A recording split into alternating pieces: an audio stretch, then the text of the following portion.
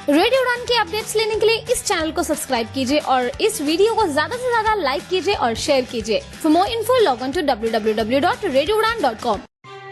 या दोस्तों नमस्कार, आदाब, सत श्री अकाल। मैं दानिश महाजन प्रोग्राम बदलता दौर में आपका स्वागत करता हूँ।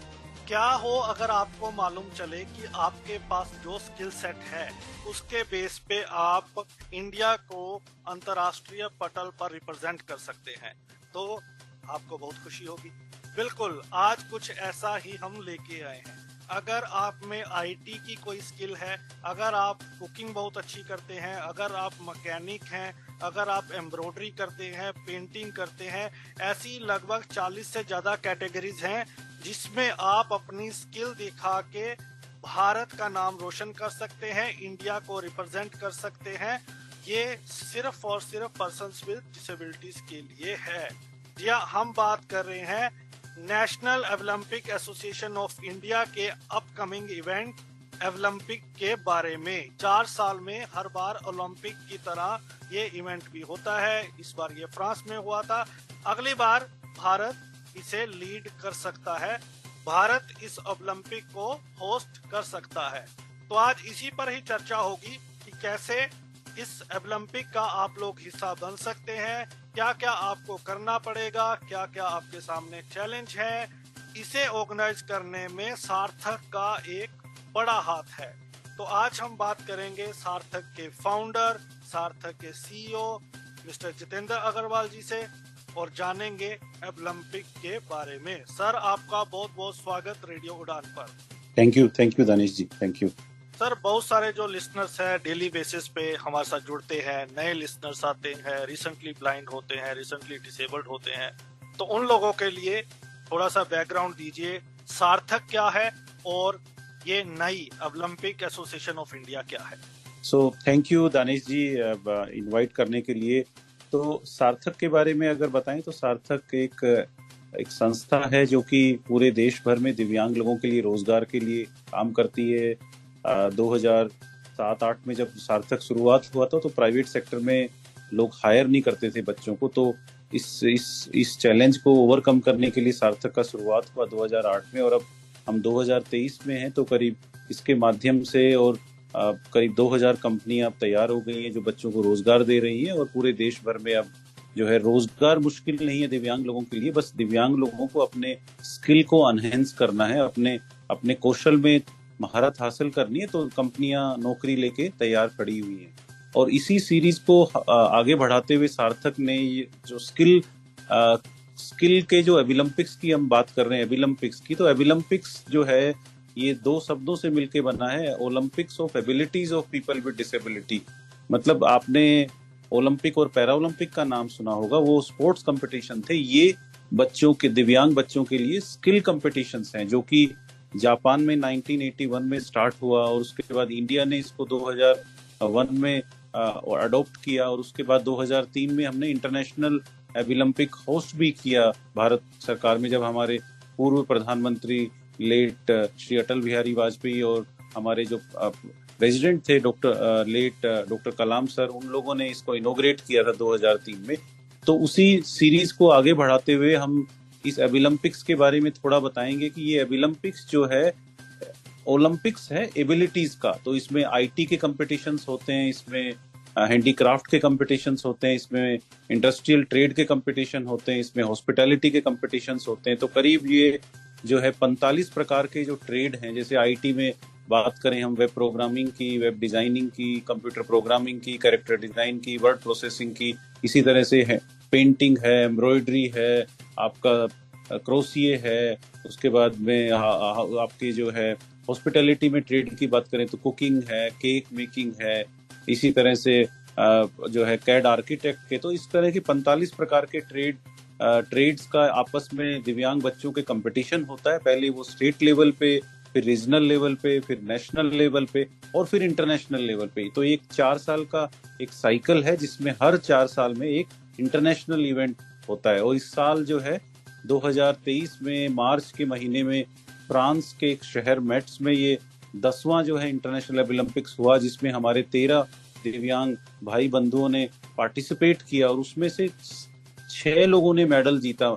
6 लोगों ने 7 मेडल जीता। एक गोल्ड मेडल जो है चेतन जो था मुंबई से, उसने जीता। पेंटिंग में, एम्ब्रॉयडरी में प्रियंका ने 2 मेडल जीते, एक मेडल सिल्वर और एक मेडल ऑफ एक्सीलेंस, जो कि सब जजेस ने उसकी तारीफ किया। फिर एक फोटोग्राफी में मेडल आया। तो इस प्रकार से हमारा जो बेस्ट परफॉर्मेंस रहा ये ओवरसीज भारत का, और इसी से उत्साहित होके हमारी भारत सरकार और जो है national Olympic association of India 2027 में हम इसका भारतवर्ष में होस्ट करने का प्लान किया है। इसका 2027 में नई दिल्ली में होगा, और उस इवेंट को सक्सेसफुल बनाने के लिए हम इसी वर्ष से ही अब रीजनल ओलंपिक्स इवेंट प्लान कर रहे हैं। एक जो रीजनल ओलंपिक्स इवेंट अभी नई दिल्ली में होगा, जो कि 8 और 9 दिसंबर नई दिल्ली में होगा। तो मेरा आपसे निवेदन है कि आप इसमें पार्टिसिपेट किए। अब इमीडिएटली रजिस्ट्रेशन स्टार्ट हो गए हैं, आप स्टार्ट कर लीजिए, ताकि आप भी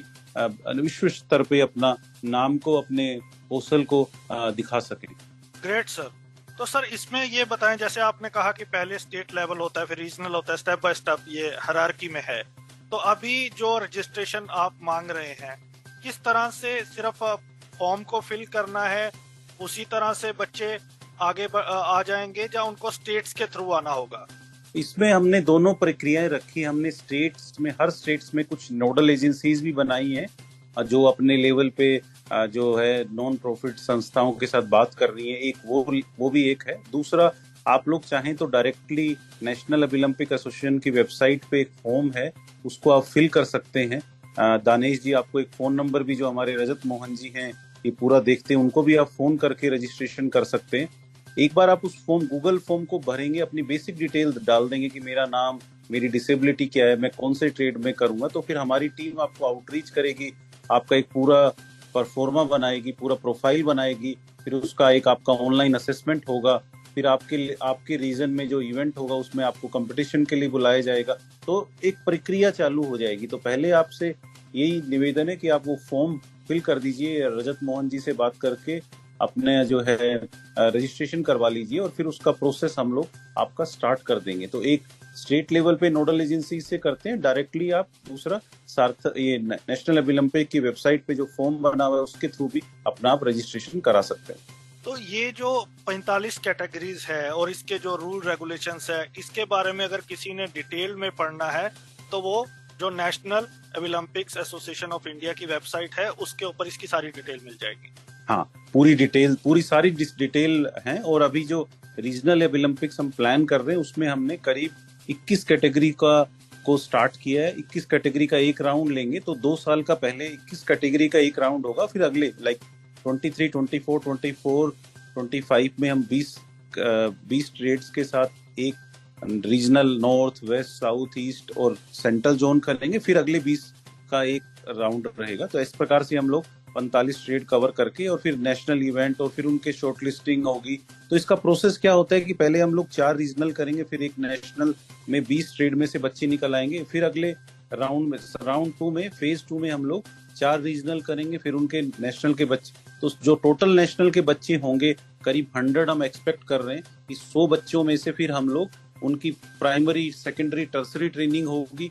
फिर उसके बाद उनमें से करीब जो 40 ट्रेड की बात करें, 45 तो 45 बच्चे ट्रेवल करेंगे। बट ये एक रिगरस एक्सरसाइज है जो कि रीजनल के बाद भी की जाएगी, नेशनल के बाद भी, और इंटरनेशनल से पहले तो बहुत रिगरस ट्रेनिंग की जाती है। जो कि इस साल जो बच्चे गए थे, करीब उनके 5 बूट कैंप हमने अलग अलग एक्सपर्ट्स के साथ किए थे, क्योंकि वहाँ कंपटीशन होता है, वहाँ डिसेबिलिटी नहीं देखी जाती। और जब हमने ये एक्सपीरियंस किया फ्रांस में कि जो countries like Japan, France, China, Taiwan बहुत आगे हैं, साउथ कोरिया, वो लोग इतने कम्पिटिटिव स्पिरिट से आते हैं, जैसे स्पोर्ट्स कंपटीशन होते हैं उसी तरह से उनकी एक बैकएंड टीम होती है, उनकी एक टीम होती है जो रिसर्च करती है, एक उनकी जो टीम होती है जो एक्सपर्ट्स की टीम होती है। तो उसी तरह से हम लोग अब स्ट्रक्चरिंग कर रहे हैं भारतवर्ष में भी, इस इवेंट कंपटीशन को ऑर्गेनाइज करने से पहले भी और बच्चों की तैयारी में भी, कि इट्स टोटल प्रोफेशनलिज्म के साथ किया जाए, ताकि हम लोग अभी 7वें नंबर पे आए, इस बार हम लोग में भी फर्स्ट 3 में रहे, फर्स्ट, सेकंड, थर्ड में भारतवर्ष का नाम रहे।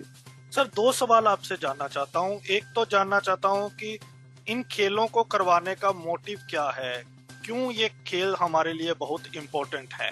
ये पर्टिकुलरली ट्रेड कंपटीशन है और अपने आप में ये यूनिक है। दूसरा कि बहुत सारे लोग जो इसमें पार्टिसिपेट करते होंगे, या तो वो स्टूडेंट होंगे या तो वो अपनी प्रोफेशनल लाइफ में होंगे, तो इसके लिए बहुत टाइम भी चाहिए, डेडिकेशन भी चाहिए और टाइम भी चाहिए। तो इसमें क्या फ्यूचर है उन लोगों का?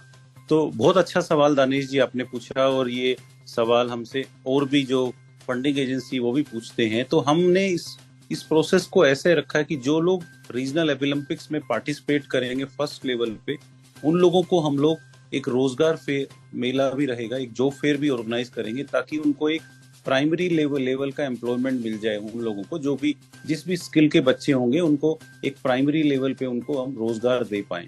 फिर जब रीजनल के बाद उसकी बच्चे की हम जो शॉर्टलिस्टेड लोगों की उनकी ट्रेनिंग करेंगे, सेकेंडरी ट्रेनिंग करेंगे, और जब वो नेशनल में पार्टिसिपेट करेंगे तो हम ये इंश्योर करेंगे कि जो बच्चे नौकरी कर रहे हैं, मान लो 8 से 10 हजार की, उनको हम लोग एटलीस्ट 10 से 15 से 20 हजार तक की नौकरी पे लेके जाएं, ताकि उनका जो है लाइवलीहुड भी इंश्योर रहे कि नौकरी के बाद, कंपटीशन के बाद उनका एक तो स्केलिंग अप हो, उनकी प्रतिभा का जो उन्होंने जो हुनर अर्जित किया है उससे रोजगार बेहतर तरीके का हो। और ये जो जैसे जैसे प्रोसेस में आगे बढ़ेंगे उनका जो एक सैलरी का स्केल है वो धीरे धीरे बढ़ता जाएगा। जैसे हमने अभी ये किया कि जो बच्चे इंटरनेशनल में पार्टिसिपेट किए थे वो 1 लाख 1.5 लाख तक का भी सैलरी ले गए, क्योंकि वो अब अपने जो जैसे आपने बोला ना, जो प्रोफेशनल बंदे हैं वो अपने स्किल में एनहेंस करेंगे, अपने काम को और बेहतर तरीके से करेंगे, तो प्रोफेशनल जीवन में भी आगे बढ़ते चले जाएंगे। और एक उनको जीवन में तो इस पूरे प्रोसेस का यही मकसद है कि हम जो उसका काम आता है, उस बच्चे को जो स्किल है उसको एनहेंस करें, उसको पहले प्राइमरी, सेकेंडरी, टर्सरी लेवल पे तैयार करें, आगे बढ़ाते जाएं, और उसी पैरेलली उसका जो लाइवलीहुड है, जो उसकी सैलरी है, जो उसका एम्प्लॉयमेंट मिल रहा है, वो भी स्केल करे सेकेंडरी, टर्सरी लेवल पे, ताकि एक तो वो अब दूसरों के लिए प्रेरणा का स्रोत बने, दूसरे लोगों को इंस्पायर कर सके और अपने जीवन को बड़ी सार्थकता से जी सके, ताकि जो है उसको किसी के ऊपर डिपेंडेंट रहने की ना करे, जबकि और दूसरे लोगों की भी मदद में आ गया है। क्योंकि अगर वो फाइनेंशियली स्टेबल हो जाएगा, फाइनेंशियली अब बेटर पोजीशन में आएगा, तो फिर उसको वो जो है ना उसका जीवन पूर्ण रूप से सार्थक हो जाएगा। और इन खेलों का क्या महत्व है हमारी जिंदगी? आई थिंक ये इसका इम्पोर्टेंस कई तरह से है कि हम जैसे हम लोग गांव में हैं, हम पेंटिंग करते हैं, हम एम्ब्रॉयडरी करते हैं, तो हम लोग ये समझते हैं कि भाई ये इससे कुछ फायदा नहीं होगा, बट मैंने पर्सनली ये फील किया है कि ये एक तरह की आर्ट के साथ साथ बड़ा रिसर्च डेवलपमेंट का सब्जेक्ट है, जिसमें हमने जो है प्रोफेसर्स को इन्वॉल्व किया है। जैसे लेडी इरविन से प्रोफेसर्स हैं जो इसमें काम करते हैं, और उसको हमने बड़ी बारीकी से जब देखा तो ये बहुत एक तरह से साइंस है। जैसे हम लोग साइंस एंड टेक्नोलॉजी बोलते हैं, तो पेंटिंग भी अपने आप में एक बहुत बड़ी साइंस है। तो इससे जो मकसद इसका ये है कि जो हमारे गांव में बच्चा हुनर लिए बैठा है उसको एक तो हम आगे लेके आए, इस प्लेटफॉर्म के माध्यम से उसको तैयार करें और उसको एक तरह से ना एक एंटरप्रेन्योर बनाएं, उसको एक अपने पैरों पे खड़े होने लायक बनाएं, ताकि वो और गांव में जो दिव्यांग बच्चों के लिए प्रेरणा का स्रोत बने। और जो जैसे बोलते हैं ना कि गांव के दिव्यांग को एम्पावर होगा तभी हमारा भारत का दिव्यांग एम्पावर होगा। तो इसका महत्व यही है कि हम सोचते हैं कि ये गांव तक के जो स्किल्स हैं उनको हम लोग इंटरनेशनल लेवल तक लेके जाएं, और हर गांव में जो एक बच्चा है, एक दिव्यांग जन है, उसको एक जो है रोशनी की किरण मिले और वो भी आगे बढ़ने के लिए प्रेरणा इन बच्चों से प्राप्त करे। सर, मेडल जीतने के बाद क्या गवर्नमेंट कोई अवार्ड देती है, अवार्ड राशि देती है इसके ऊपर? तो जब ये इस बार 7 बच्चे जब दिव्यांग बच्चे जीत के आए, तो उन्होंने ऑनरेबल जो हमारे राष्ट्रपति जी हैं, उन्होंने उनको राष्ट्रपति भवन में बुलाया, उन बच्चों को जो है फेलिसिटेट किया। उसके बाद जितने भी जो डिपार्टमेंट ऑफ डिसेबिलिटी अफेयर्स में जो मिनिस्टर हैं, सेक्रेटरी साहब हैं, उसके बाद जो दूसरे जो स्पोर्ट्स मिनिस्टर थे, और काफी लोगों ने उनको अप्रिशिएट किया। स्टेट में चीफ मिनिस्टर्स ने भी अप्रिशिएट किया उनको, स्टेट गवर्नमेंट्स ने भी उनको अप्रिशिएट किया। और दूसरा चीज इससे ये हुआ कि जो प्राइवेट सेक्टर में जो कंपनियां थी उन्होंने बढ़ चढ़ के उनको रोजगार के लिए आमंत्रित किया और उनको रोजगार भी दिया। तीसरा हमारा अभी रिक्वेस्ट गवर्नमेंट से चल रहा है कि इन बच्चों को सरकारी नौकरियां दी जाएं। तो वो एक, आप लोगों को मालूम है कि एक थोड़ी चैलेंजिंग होती है, बट हम उस पर लगे हुए हैं कि जो बच्चे इंटरनेशनली मेडल जीत के आएंगे, जैसे वो पैरा ओलंपिक्स में होता है, ऐसे इन लोगों को भी सरकारी नौकरियों में रोज जो है नौकरियां दी जाएं। तो उस पे हम लोग अभी कार्यरत हैं, अभी कोई फाइनल डिसीजन नहीं आया, बट हम यही कोशिश कर रहे हैं कि स्टेट गवर्नमेंट से और सेंट्रल गवर्नमेंट से कि इनको आने वाले समय में जब अगली बार ये बच्चे जीतेंगे तो इनको सरकारी नौकरियां इंश्योर की जाएंगी। इससे पहले हमने सुना था पैरा ओलंपिक, फिर हमने सुना स्पेशल ओलंपिक, अब हमने एबिलिम्पिक्स। इन तीनों में क्या डिफरेंस है सर, अगर लिसनर्स हमारे समझना चाहें तो? देखिए, पैरा ओलंपिक्स जो है वो स्पोर्ट्स कंपटीशन है दिव्यांग बच्चों का, जो कि बच्चे फिजिकली डिसेबल्ड हैं या हियरिंग इम्पेयर्ड हैं, या जो बच्चे जो है कोई और डिसेबिलिटी से, मतलब उसमें जैसे ओलंपिक्स के कंपटीशन, स्पोर्ट्स कंपटीशन थे जो है वो सारे एथलीट कंपटीशन होते हैं। स्पेशल ओलंपिक्स हैं वो जो हमारे न्यूरो डिसऑर्डर्स के जो बच्चे हैं, children who are with autism, down syndrome, special जो एक जो कैटेगरी है जिनको हम लोग इंटेलेक्चुअल डिसेबिलिटी भी बोलते हैं, उन डिसेबिलिटी के बच्चों के जो स्पोर्ट्स कंपटीशंस होते हैं उनको हम स्पेशल ओलंपिक्स बोलते हैं।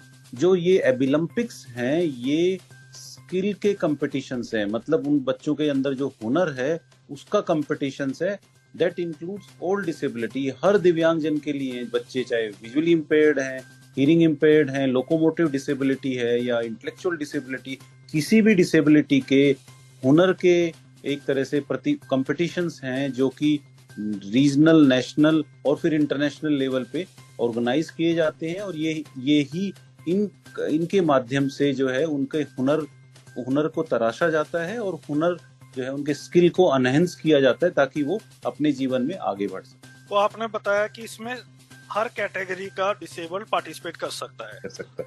अभी तक क्या रिस्पॉन्स रहा है? कितने सालों से आप टीम्स लेके जा रही हैं? हर साल क्या नंबर बढ़ता है और क्या लोगों का रिस्पॉन्स रहता है, और क्या आपको लगता है कि कहाँ हम चूक रहे हैं जो इस बार अगर इंडिया में होता है तो हम उस कमी को नहीं रहने देंगे? तो इस बार अभी तक जो चूक है, हमें ये लगता है कि इसका अवेयरनेस की कमी है। जैसे आपने 3 शब्दों के बारे में जो पूछा ना, पैरा ओलंपिक्स काफी फेमस है, स्पेशल ओलंपिक्स भी जो इंटेलेक्चुअल डिसेबिलिटी के बच्चे जानते हैं, बट एबिलम्पिक्स के बारे में अभी हमारे हर दिव्यांग जन को नहीं मालूम। तो इस आपके माध्यम से मैं यही निवेदन करूंगा कि वो इस एबिलम्पिक्स के बारे में जानिए और अपने हुनर का उसमें पार्टिसिपेट करिए। दूसरा, हमारा मेन फोकस रहेगा कि हम ज्यादा से ज्यादा ट्रेड में पार्टिसिपेट करें। जैसे अभी तक हमने 13 ट्रेड में दिव्यांग बच्चे गए थे, क्योंकि और ट्रेड्स में बच्चे अवेलेबल नहीं थे, बट हम चाहेंगे कि हमारे बच्चे 45 ट्रेड्स में पार्टिसिपेट करें और बढ़ चढ़कर जो है वो इसमें हिस्सा लें। तीसरा, इसका जो अभी तक लैकिंग चीजें रही, जो अभी तक चीजें थी कि अभी तक बहुत ज्यादा फोकस ट्रेनिंग पे नहीं दिया जाता था। एक कंपटीशन हो जाता था, उसके बाद में फिर बच्चे आए और उनको ले गए। तो अभी हमने लेकिन हर लेवल पे बड़े जो एक्सपर्ट हैं, इंडस्ट्री एक्सपर्ट्स हैं, कुछ ट्रेड्स में जो प्रोफेसर्स हैं, कुछ ट्रेड्स में जो जिस ट्रेड के जो मीडिया एक्सपर्ट्स हैं, जैसे फोटोग्राफी के लिए हमारे पास ऐसे एक्सपर्ट्स हैं जो कि यूके से पढ़ के आए हुए हैं। हमारे पास लेडी इरविन कॉलेज के प्रोफेसर्स हैं, कुछ आईटी कंपनीज हैं जो, तो हमने इसको उस आयाम से इस तरह के एक्सपर्ट्स को जोड़ा कि वो रीजनल के तुरंत बाद जब एक लेवल का शॉर्टलिस्टिंग हो जाएगा तब उनका ट्रेनिंग करेंगे। तो पिछले 19 के बाद जब कोविड आया तो हमने 3 साल तक उन लोगों का ऑनलाइन ट्रेनिंग रखा। तो उसी वजह से तो इसमें बेसिकली वही है, जितना हम लोग तपस्या करेंगे, उनकी ट्रेनिंग देंगे, उनको अच्छे एक्सपर्ट से मिलवाएंगे, उनकी थर्ड पार्टी असेसमेंट करेंगे, मल्टीपल लोगों से बात करेंगे, उनको हमने इंटरनेशनली भी बच्चों के साथ इंटरेक्ट करवाया। तो वो एक पूरे प्रोसेस को हम लोग स्ट्रक्चर कर रहे हैं कि एक तो इसका मैक्सिमम लोगों तक अवेयरनेस हो, सेकेंडली ये ज्यादा से ज्यादा लोगों तक को जो है इसमें भागीदारी हो, पार्टिसिपेट करें। तीसरा, पार्टिसिपेशन के बाद उनकी एक्सपर्ट्स के द्वारा रिगरस ट्रेनिंग की जाए हर लेवल के साथ में। चौथा, हम लोग ये इंश्योर कर रहे हैं कि 45 ट्रेड्स में हमारे पास अनफ रजिस्ट्रेशंस रहें ताकि वो compete कर सके। और 5वां, हम लोग प्रोफेशनल तरीके से उस टीम की अलग अलग एक्सपर्ट्स के साथ, डाटा एक्सपर्ट्स के साथ तैयारी करवाएं ताकि हम लोग भारत नंबर 1 से 3 में आ सके। सर, क्या कोई एज क्राइटेरिया है और लास्ट डेट क्या है रजिस्ट्रेशन की? और साथ ही साथ ये भी बताएं कौन से 2-4 ऐसे ट्रेड हैं जिसमें अभी तक हमने पार्टिसिपेट नहीं किया? हाँ, तो इसमें रजिस्ट्रेशन ओपन है आज से ही, और ये पहला इवेंट हमारा दिसंबर में होगा। तो हम जो है अक्टूबर, करीब आपके पास 3 अगस्त सितंबर अक्टूबर 3 महीने हैं। 31 अक्टूबर तक आप इसका रजिस्ट्रेशन कर सकते हैं। इसमें उम्र का कोई क्राइटेरिया नहीं रखा, क्योंकि इंटरनेशनली हमने रखा था लास्ट ईयर, बट हम अभी ओपन है। 15 से लेके 50 साल तक के दिव्यांग बच्चे इसमें पार्टिसिपेट कर सकते हैं। और वो जो है उसमें कोई डिसेबिलिटी का कोई क्राइटेरिया नहीं, किसी भी तरह की डिसेबिलिटी हो, किसी भी तरह के बच्चे हो। जैसे हम लोग जो आपने दानिश जी पूछा कि किस कैटेगरी के बच्चे पार्टिसिपेट नहीं कर पाए, तो हमारे पास जैसे कैड आर्किटेक्चर के पिछली बार बच्चे नहीं पार्टिसिपेट कर पाए थे।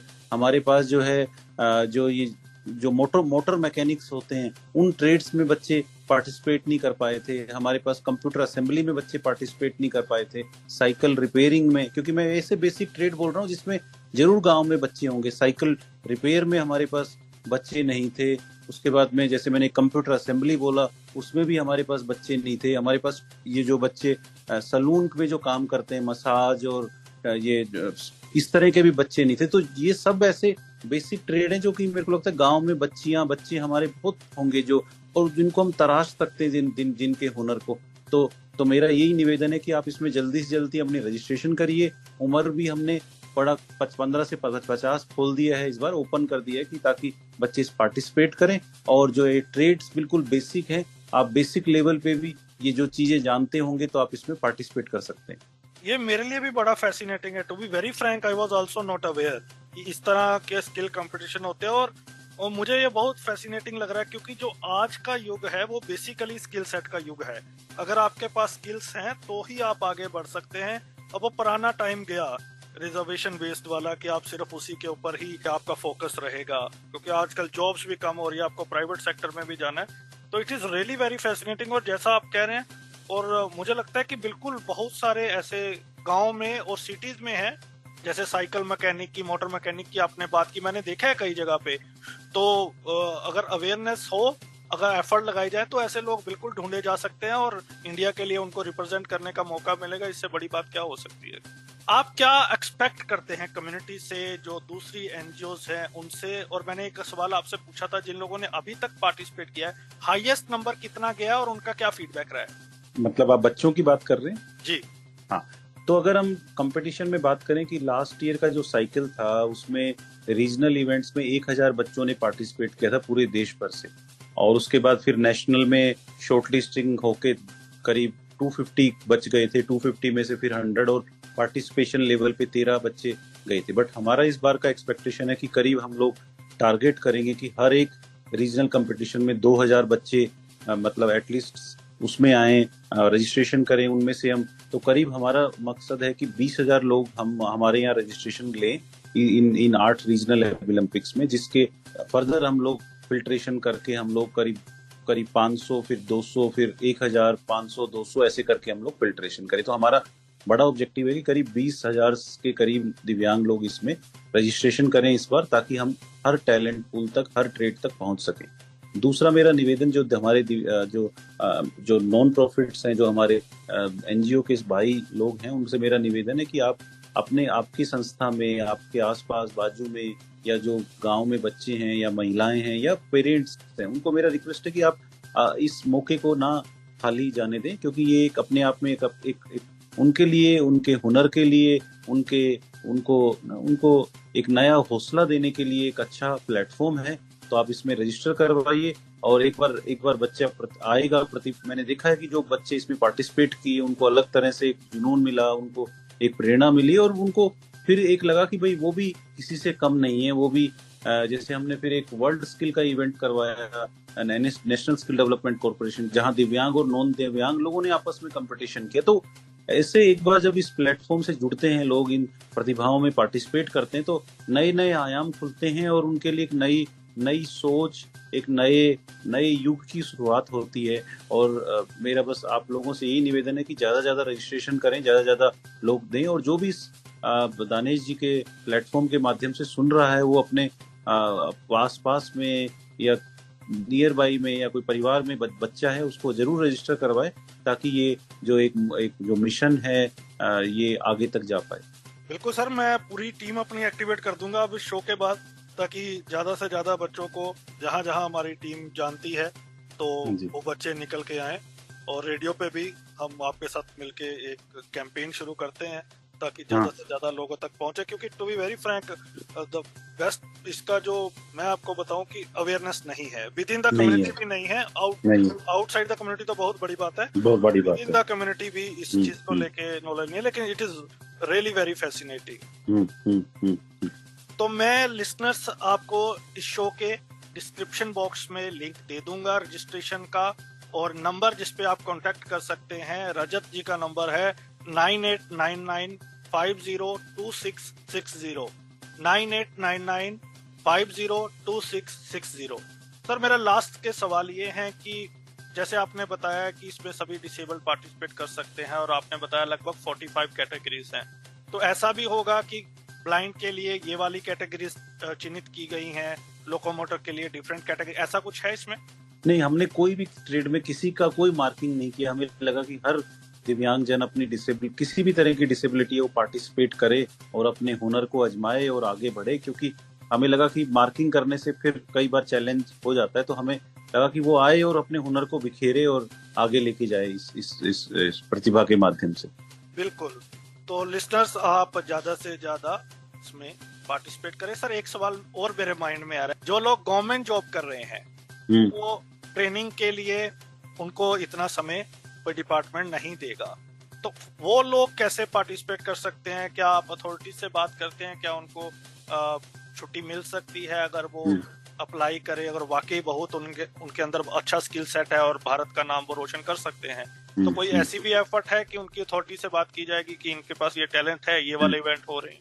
नहीं, हमने इस बार भी जब 13 बच्चे गए थे, उसमें एक जो कैंडिडेट था वो यूनिवर्सिटी से था, चंडीगढ़ यूनिवर्सिटी में वहाँ कार्यरत था, और वो वहाँ पे क्लैरिकल उस पे था। तो जनरली उसकी ट्रेनिंग के लिए भी यूनिवर्सिटी ने उसको परमिशन दिया, हमने रिक्वेस्ट लेटर भेजा, फिर उसको ट्रैवल के लिए भी तो पूरा सपोर्ट दिया उन्होंने, डिपार्टमेंट ने, जो गवर्नमेंट डिपार्टमेंट था उसका। तो हाँ, और नाई भी पूरे बढ़ चढ़ के जो उनके सहयोगी लोग हैं, और वो भी चाहते हैं कि अगर उनका बच्चा, उनका स्टाफ मेंबर, उनका कोलीग अगर ये कर रहा है, तो वो हर लेवल पे, स्किल एनहेंसमेंट के लेवल पे और छुट्टी के लेवल पे, हर लेवल पे वो पूरे जोर शोर से मदद करते हैं। तो जो लोग इसमें जो अपनी सरकारी नौकरियां कर रहे हैं, उनके लिए भी एक खुला अच्छा मौका है, जिसमें इवन स्टेट गवर्नमेंट्स भी बड़ी हेल्प करती हैं अगर जो पार्टिसिपेट करता है। तो इसमें कोई चैलेंज नहीं है, अगर आप सरकारी नौकरी में भी, तब भी आप बढ़ चढ़ के इसमें पार्टिसिपेट करिए। मैंने सर आपसे हर तरह का सवाल पूछा है, और कुछ अगर रह गया है तो आप प्लीज हमारे लिसनर के साथ शेयर कर सकते हैं। नहीं, आई थिंक आपने पूरा कंक्लूसिव बनाया दानिश जी, और ये जो आपका प्लेटफॉर्म है, आपने जैसे बताया 10 वर्षों से कार्यरत है, तो आप ऐसे ही करते जाइए, और हम इस प्लेटफॉर्म को और मजबूत करने के लिए काम करेंगे, और इसके लिए जो भी बन पड़ेगा हम विल श्योरली हेल्प। और मेरे को लगता है कि ये चीज इस तरह के समय समय पे जो आपने बताया कि रोजाना 4 प्रोग्राम करते हैं, बड़ी काबिले तारीफ है ये करना, और खुद अपना एक आपका एक जॉब भी करते हैं। तो आई थिंक ईश्वर आपको शक्ति दे, और आप इसी तरह से इस काम को आगे बढ़ाते रहिए। बिल्कुल, thank you so much sir. और क्या जाते जाते मैसेज रहेगा हमारे लिसनर्स के लिए आपका? मेरा यही मैसेज रहेगा, जो मैंने 15 सालों में सीखा है इस सेक्टर में, कि आई थिंक दिव्यांगता तो सिर्फ हमारे मन की है और दिमाग की है। बस हमें तो अपने आप को किसी से कम नहीं समझना चाहिए, और ना हम किसी से कम हैं। बस एक अंदर एक जुनून पैदा करना है कि हमें कुछ करना है इस जीवन में, तो कुछ भी कर सकते हैं हम। कोई चीज ना इम्पॉसिबल तो कुछ है ही नहीं हमारे लिए, तो पॉसिबल है हर चीज। तो मैं हर दिव्यांग जन से और हर व्यक्ति से यही रिक्वेस्ट करूंगा कि आप जो भी हैं, जहाँ पे भी हैं, गांव में हैं, शहर में हैं, कुछ काम करना शुरू कीजिए, कुछ स्किल लीजिए, और फिर धीरे धीरे करके छोटे छोटे कदम बढ़ाइए। तो कोई चीज नामुमकिन नहीं है, क्योंकि आप देखेंगे कि कितने सारे हमारे जो दिव्यांग लोग हैं, बाहर देखें स्टीफन हॉकिंस को देखें, या हमारे देश के दिव्यांग लोग हो, राजेंद्र जौहर जी को देखें, या कितने भी ऐसे दिव्यांग लोग हैं जिन्होंने अपने आप को प्रूव कर दिया है कि वो किसी से कम नहीं है। तो आप भी किसी से कम नहीं है, पर आपको कर्म जरूर करना पड़ेगा, मेहनत जरूर करनी पड़ेगी, और फिर फल आपको अवश्य मिलेगा। आप कोई रोक नहीं सकता आगे बढ़ने से। तो आप जरूर इस तरह के प्लेटफॉर्म्स के, सार्थक, नाई और भी संस्थाएं अच्छा काम कर रही है हमारे देश, उन सबसे जुड़िए और कुछ परिश्रम कीजिए, कुछ मेहनत कीजिए, और फिर अपने उस मुकाम तक, अपने गोल तक पहुंचिए। और वो कहते हैं ना, लाइफ सेटिस्फेक्शन तक जाइए। जॉब सेटिस्फेक्शन से आगे लाइफ सेटिस्फेक्शन तक जाइए, ताकि ये ना लगे कि मैंने ये नहीं किया इस जीवन में। बिल्कुल, thank you so much sir once again. और लिसनर्स आपसे रिक्वेस्ट है इस शो को ज्यादा से ज्यादा लोगों तक पहुंचाएं, उनको इसके बारे में बताएं और डिस्क्रिप्शन में जो आपको लिंक दिया गया है आप वो फॉर्म भरें और लोगों से भी भरवाएं। अगले सप्ताह मुलाकात होगी किसी और पर्सनैलिटी के साथ किसी और टॉपिक पर। सुनते रहिए रेडियो उड़ान, फ्लाइट ऑफ लाइफ। मुझे दीजिए इजाजत, बाय बाय। हे गाइस, आप अपने फील्ड में मास्टर हैं, सुपर्ब हैं, टैलेंटेड हैं, लेकिन ये क्या टेक्नोलॉजी के मामले में अब थोड़ा सा पीछे हैं? फिकर नॉट यार, आरजे मीनल है ना। आरजे मीनल के साथ हर हफ्ते टेक सिटी सुनिए और टेक्नोलॉजी की हर बात को जानिए। सुनिए टेक सिटी हर गुरुवार रात 9 बजे से 10 बजे तक, जिसका पुनः प्रसारण होगा हर शुक्रवार शाम 4 बजे से 5 बजे तक, सिर्फ और सिर्फ रेडियो उड़ान पर। तो ना रहेगा आप कोई भी टेक्नोलॉजी से दूर। हर हफ्ते टेक सिटी सुनिए हुजूर, सिर्फ और सिर्फ आरजे मीनल के साथ।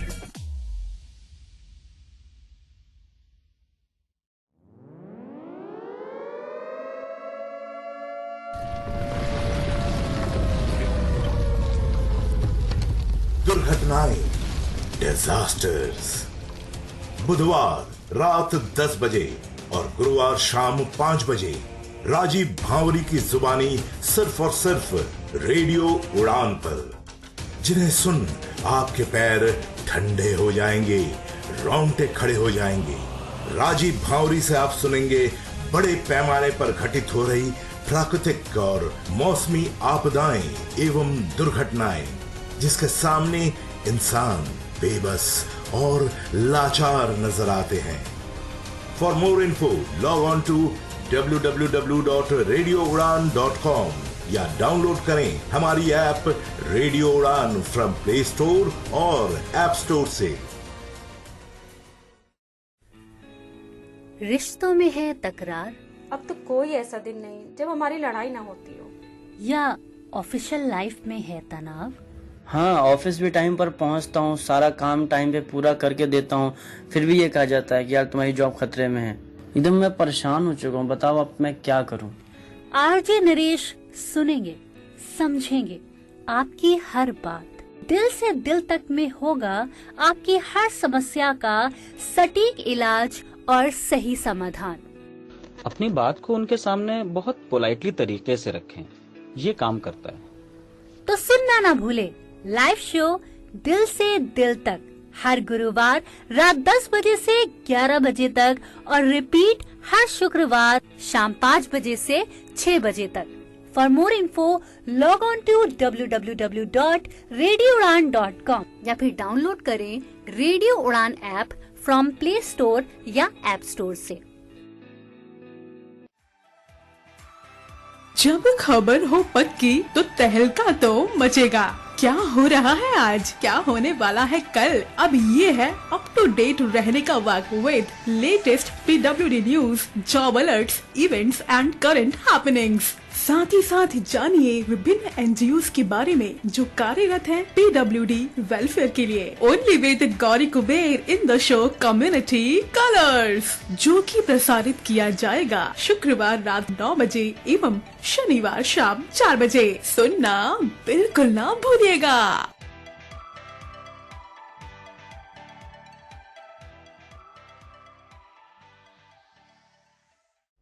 कभी अतीत का किस्सा सुनाती, कभी उलझे सवालों का जवाब ढूंढ लाती, कभी बनती खाली समय का सहारा, सुखों से भरा है इसमें जीवन सारा। इसकी कहानी कविताओं में मिलता ज्ञान का भवसागर, ये किताबों की दुनिया है जो भर दे गागर में सागर। कभी मोहब्बत के किस्से, कभी परियों की कहानी। सुनना ना भूलिए show book word RJ Rajeshwari की जुबानी। सुनना ना भूलिए शो बुक वर्ल्ड हर बुधवार शाम 8 बजे से 9 बजे तक और रिपीट ब्रॉडकास्ट हर बृहस्पतिवार शाम 3 बजे से 4 बजे तक। For more info log on to www.radioudan.com. Do you feel confused while speaking in English? Enhance your English vocabulary and learn some amazing words every week. Tune into Vocabulary Dose every Thursday 7 to 8 p.m. and repeat broadcast on Friday 2 to 3 p.m. with logophile RJ Divya Sharma. Only on Radio Udan, a flight of life. Tune in now.